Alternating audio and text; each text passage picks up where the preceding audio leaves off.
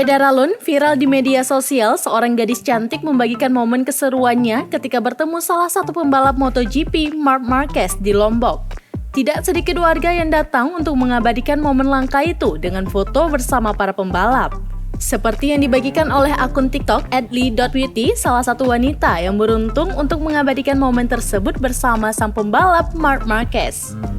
Netizen menyebutkan wanita ini sangat beruntung bisa berjumpa dengan salah satu pembalap internasional tersebut.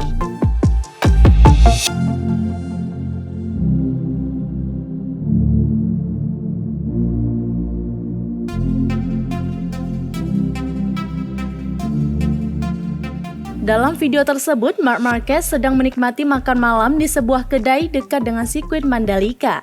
Sang wanita pun datang dan mengabadikan momen itu bersama sang pembalap. Bahkan wanita itu sempat meminta Marc Marquez untuk membuka maskernya.